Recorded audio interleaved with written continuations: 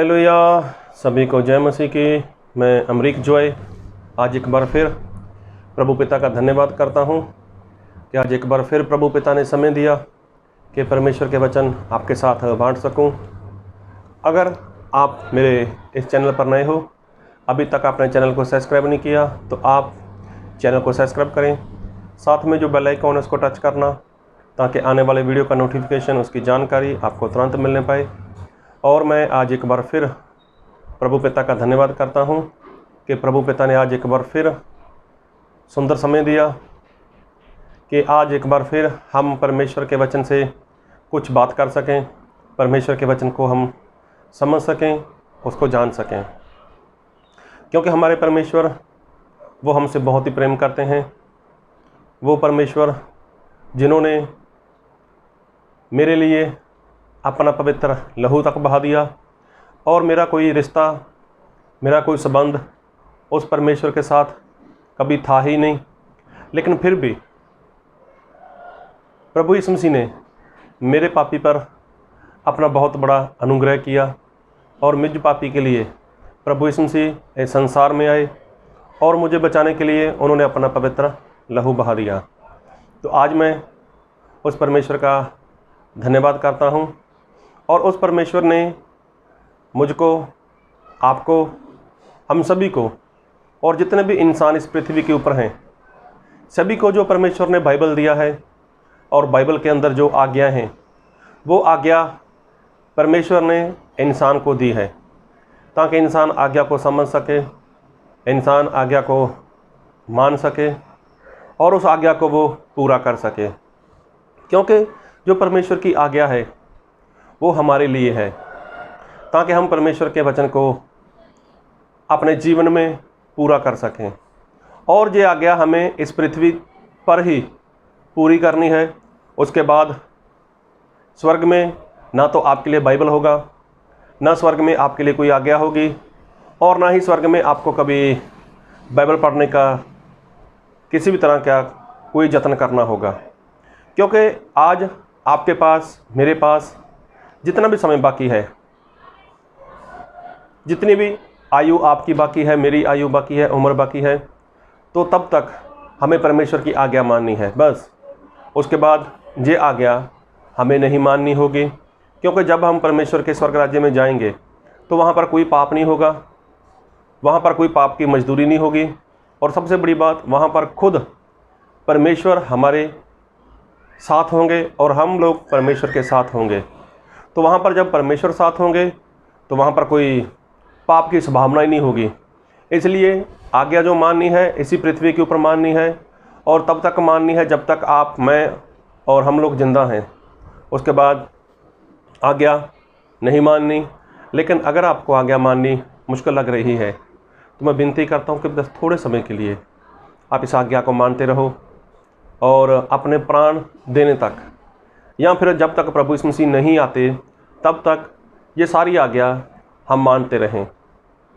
तो बाइबल में परमेश्वर ने जो आज्ञाएं दी थीं वो आज्ञाएं थीं मूसा के द्वारा, और ज़्यादातर सभी को ऐसा लगता है कि मूसा के द्वारा 10 आज्ञाएं थीं, लेकिन परमेश्वर ने बहुत सारी आज्ञाएं मूसा को लिखवाई थीं। लेकिन 10 आज्ञाएं जो परमेश्वर ने लिख कर दी, आज हम थोड़ी सी बात उनके ऊपर करेंगे। और मैं एक वचन पढ़ूंगा आपके लिए, और उस वचन को बहुत ध्यान से सुनना। और मैं जो वचन पढ़ने वाला हूँ आपके लिए, मैं पढ़ूंगा आपके लिए निर्गमन उसका 20 अध्याय और उसका 17 वचन, कुछ भी 17। तू किसी के घर का लालच ना करना, ना तो किसी की स्त्री का लालच करना, और ना किसी के दास दासी या बैल गधे का, ना किसी वस्तु का लालच करना। तो देखो, जो परमेश्वर हैं उन्होंने जो बाइबल में आज्ञा लिख कर दी है कि लालच मत करना, तो लालच मत करना। लेकिन जब लालच इंसान करता है तो लालच का इंसान को खुद ही नहीं पता चलता। जी हाँ, लालच जब इंसान करता है तो इंसान को पता नहीं चलता कि मैं लालच कर रहा हूँ। और जैसे सुना है आप लोगों ने कि लालच बुरी बला है, तो सही में इंसान लालच तो कर लेता है, लेकिन लालच का खामियाजा उसको बहुत भारी भुगतना पड़ता है। परमेश्वर ने जो आज्ञा दिया कि लालच मत करना, तो सही में ये लालच की मैं बात कर रहा हूँ, अगर इस लालच में कोई फंस जाता है तो उसको उसका जो दंड है, उसका जो खामियाजा है, जो उसका नुकसान है, वो बहुत भारी रहता है। एक बार ऐसा हुआ, 3 मित्र थे। तो 3 मित्र थे और तीनों मित्र बहुत ही गहरे मित्र थे, एक दूसरे के लिए जान कुर्बान करने वाले मित्र थे। एक बार क्या हुआ कि वो लोग अपना गांव छोड़कर शहर में जा रहे थे और जा रहे थे अपने कामकाज के लिए, कोई जॉब के लिए, अच्छा कारोबार के लिए भी, चलो 4 पैसे हो जाएंगे तो उसके साथ हमारा परिवार का और बच्चों का, पूरे मतलब घर के लोगों का अच्छा गुजारा हो जाएगा। तो सभी की सोच बहुत अच्छी थी, सभी बहुत एक दूसरे के साथ प्यार से रहने वाले थे। अभी ऐसा हुआ कि वो जा रहे थे, लेकिन चलते चलते क्या हुआ कि उनके पास कोई ऐसी गाड़ी नहीं थी, ऐसा कुछ था ही नहीं। लेकिन ऐसा हुआ चलते चलते एक रास्ते में कुछ ऐसी जगह आई कि जहाँ पर उन लोगों ने रुकना था, और रुकना था तो तभी ऐसा हुआ कि जब वो वहाँ पर रुके तो इनके पास एक पास में कहीं पर एक बहुत बड़ा मटका था। और जब इन्होंने देखा भी चलो मटके में पानी वगैरह होगा तो हम पीते हैं, तो उन्होंने जब मटका देखा तो मटके के अंदर तो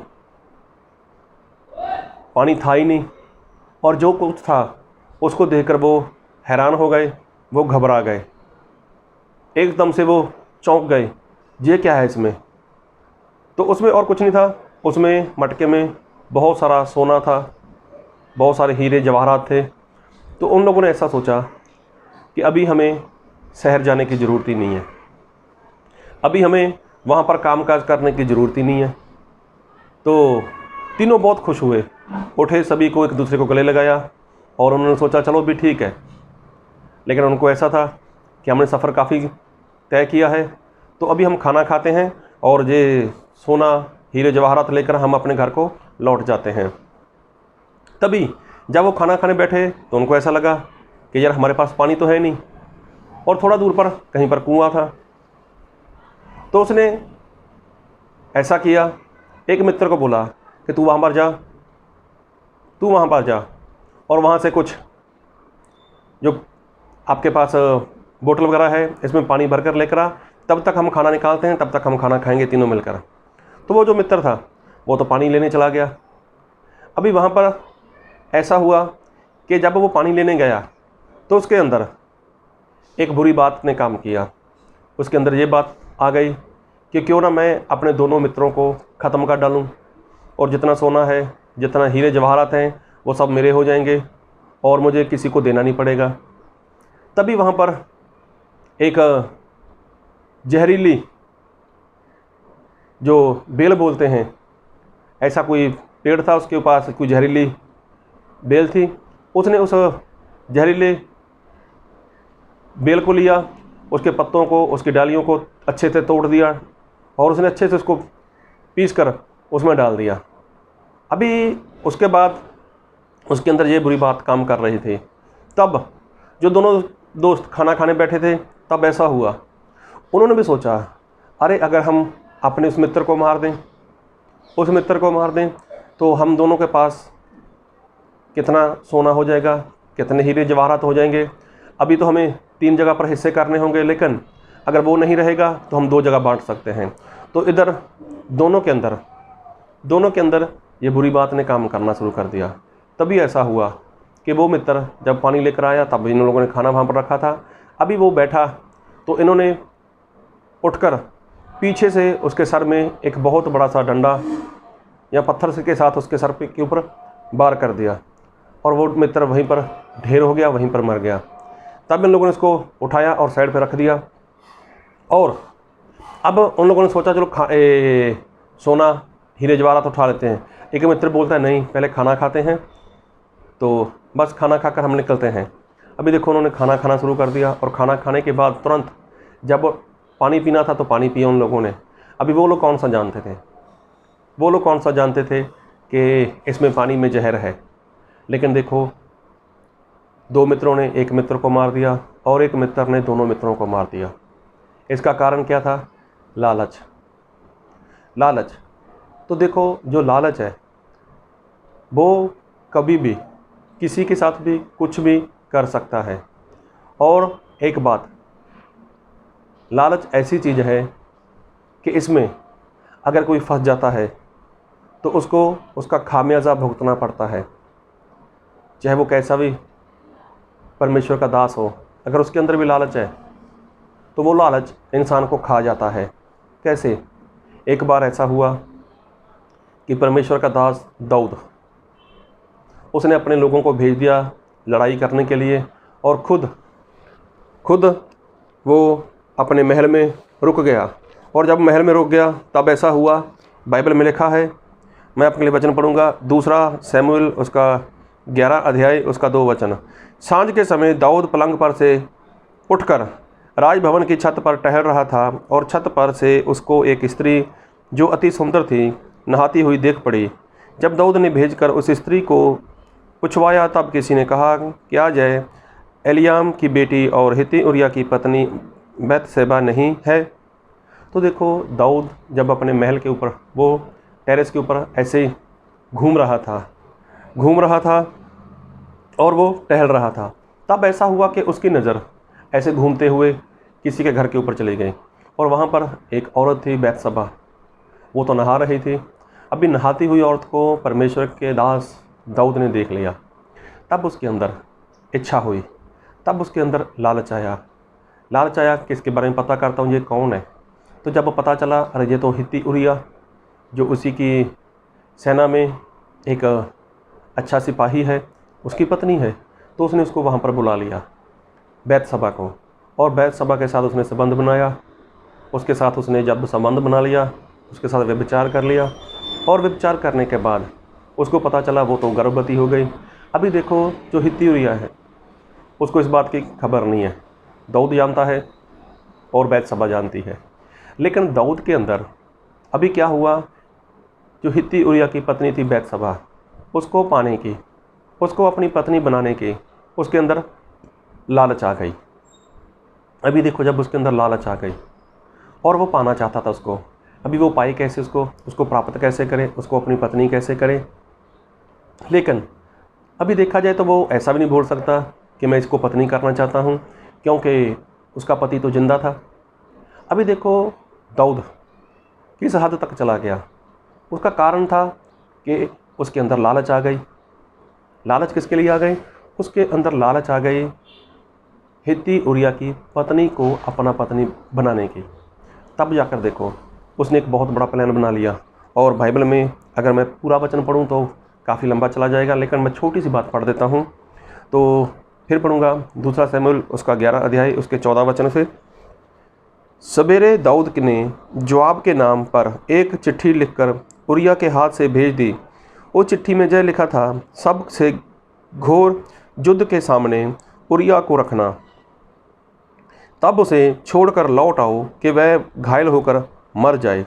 अभी देखो, दाऊद ने, वैसे तो वो किसी को कुछ कर नहीं सकता था, हित्ती उरिया कुछ नहीं कर सकता था, लेकिन दाऊद ने क्या बोला अपने सेनापति जोआब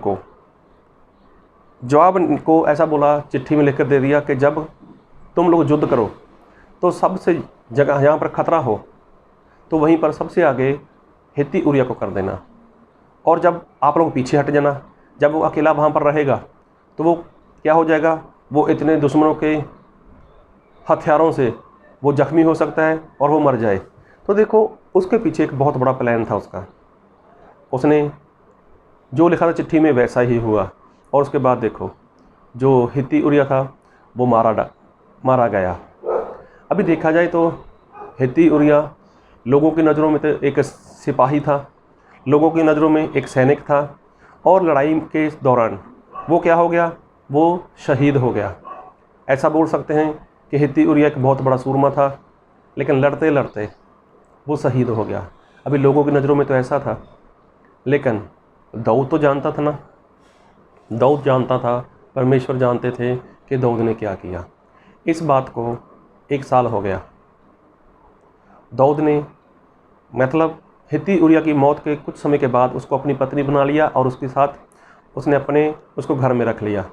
अभी उसके पास वो हर रोज़ आया करता था या जब भी जाता था, लेकिन उसको अपनी पत्नी बना चुका था, तो उसके साथ वो हर रोज़ या हफ्ते में जैसे भी वो उसके साथ व्यभिचार करता था। तो इस बारे में दाऊद को कुछ नहीं पता। दाऊद को तो ऐसा था ये तो मेरी पत्नी है। लेकिन उसके बाद परमेश्वर ने अपने दास नथान भविष्यवक्ता को नथान भविष्यवक्ता को दाऊद के पास भेजा और दाऊद इस बात से अनजान था, लेकिन नथान ने दाऊद को इस बारे में बताया। और मैं एक वचन पढ़ूंगा आपके लिए, और मैं पढ़ूंगा आपके लिए 2 शमूएल उसका 12 अध्याय उसके 8 वचन। फिर मैंने तेरे स्वामी का भवन तुझे दिया और तेरे स्वामी की पत्नियां और तेरे भोग के लिए दी, और मैंने इज़राइल और यहूदा का घराना तुझे दिया था, और यदि जय थोड़ा था तो मैं तुझे और भी बहुत कुछ देने वाला था। तूने यहोवा की आज्ञा तुच्छ जानकर क्यों वह काम किया जो उसकी दृष्टि में बुरा है। हित्ती उरिया को तूने तलवार से घात किया और उसकी पत्नी को अपनी पत्नी कर लिया, और उरिया को अम्मोनियों की तलवार से मरवा डाला। अभी देखो यहाँ पर जिन लोगों ने हित्ती उरिया को मार डाला, तो हित्ती उरिया को मार डाला तो ये उनका जुर्म नहीं था, ये उनका दोष नहीं था। तो दोष किसका था? दोष था दाऊद का, क्योंकि दाऊद ने क्या किया? मर्डर करवा दिया। दाऊद ने खून कर दिया, मर्डर कर दिया दाऊद ने। चाहे उसने खुद तलवार नहीं चलाई, चाहे उसने कुछ नहीं किया, लेकिन दाऊद के द्वारा जो एक बड़ा सा प्लान था, उस प्लान में हित्ती उरिया मारा गया। और परमेश्वर का दास ऐसा बोलता है कि हित्ती उरिया को तूने तलवार से घात किया, मतलब तूने किया है। तो हित्ती उरिया को क्यों मरना पड़ा? और परमेश्वर का दास दाऊद से ऐसा क्यों हो गया? दाऊद से ऐसा क्यों हो गया? क्यों उसने बैतशबा को अपनी पत्नी बनाने के लिए हित्ती उरिया को मरवा डाला? और उसका कारण यही था जो हमने बाइबल से देखा है, निर्गमन कूच उसका 20 उसका 17। तू किसी के घर का लालच ना करना, ना तो किसी की स्त्री का लालच करना, और ना किसी के दास दासी या बैल गधे का, ना किसी की किसी वस्तु का लालच करना। तो देखो यहाँ पर लिखा है लालच ना करना। तो देखो दाऊद के अंदर लालच आ गया। किसके लिए? बैतशबा के लिए। और बैतशबा को वो अपनी पत्नी बनाना चाहता था। तो बैतशबा को अपनी पत्नी बनाने के लिए दाऊद किसी भी हद तक चला गया, चाहे उसको मर्डर करना पड़ा, चाहे उसको खून करना पड़ा। और खून भी किसका? हित्ती उरिया का। अरे हित्ती उरिया तो बहुत बढ़िया इंसान होगा, बहुत ईमानदार होगा। देखना उसके बारे में पढ़कर, जब उसको परमेश्वर के दास दाऊद ने बोला अपने घर पे चला जा, तो वो अपने मालिक की, अपने स्वामी की सहायता के लिए, उसकी रक्षा के लिए वहीं पर रुक जाता था। लेकिन वो तो निर्दोष था, उसकी कोई गलती भी नहीं थी, और वो मर क्यों रहा है उसको कुछ भी नहीं पता था। लेकिन दाऊद के अंदर लालच आ गया, और लालच दाऊद को खा गया। लालच दाऊद को खा गया। तो जिस तरह वो 3 मित्र थे, तो तीनों मित्रों के अंदर एक लालच आ गया। किसके लिए? सोने के लिए, हीरे जवाहरात के लिए। और तीनों ने क्या सोचा? हम इसको मार देते हैं। और एक ने क्या सोचा? मैं दोनों को मार देता हूँ। लेकिन तीनों मर गए। तो लालच क्या है? बुरी बला है। लेकिन जब लालच हो रहा है इंसान के अंदर, जब लालच आता है किसी के अंदर, तो सच में वो लालच क्या करता है? इंसान को अंधा बना देता है। इंसान क्या करता है, किस तरह से करता है, क्या करना चाहता है, और वो तो सोचता रहता है हमेशा के लिए, मैं ऐसा करूं, मैं वैसा करूं। कुछ भी प्राप्त करने के लिए वो क्या है? वो सोचता रहता है। तो देखो दाऊद के अंदर भी यही हुआ। तो दाऊद भी लगातार कुछ ना कुछ ऐसा जत्न बना रहा था, ऐसा प्लान बना रहा था कि मैं बैतशबा को अपनी पत्नी बनाऊं, मैं अपनी पत्नी बनाना चाहता हूं बैतशबा को। तो देखो ये लालच थी, और लालच की वजह से दाऊद ने मर्डर कर दिया, दाऊद ने खून कर दिया। और देखो लालच दाऊद को खा गया। उसके बाद जो उसको बेटा हुआ वो भी मारा गया। उसके बाद जो दाऊद के घर से तलवार उठी तो उससे देखो उसका खुद का बेटा उसका बैरी बन गया और दाऊद उससे छिपता फिरता है। तो देखो जो लालच है, तो प्रभु यीशु मसीह ने जो आज्ञा लिख कर दी ना कि लालच मत कर, तो देखो दाऊद ने किसी की स्त्री का लालच कर लिया और उसको प्राप्त करने के लिए उसने उसका मर्डर भी करा दिया। तो लालच छोटा भी हो सकता है, लालच बड़ा भी हो सकता है, लालच पैसे का भी हो सकता है, किसी के घर का, गाड़ी का, किसी भी तरह का लालच हो सकता है। तो समझो अगर वो लालच किसी के अंदर है तो वो लालच खा जाएगा, जिस तरह से लालच दाऊद को खा गया। तो अगर आज किसी के अंदर लालच है तो उस लालच को निकालो, प्रभु के आगे प्रार्थना करो, प्रभु के आगे विनती करो कि प्रभु इस लालच को मैं अपने जीवन से दूर करना चाहता हूँ और मुझे आप अपना सामर्थ दो, मुझे आप अपना पवित्र आत्मा दो और मैं लालच को अपने जीवन से बाहर निकाल सकूँ। तो लालच की वजह से यहूदा इस्करियोती ने प्रभु यीशु मसीह को पकड़वा दिया।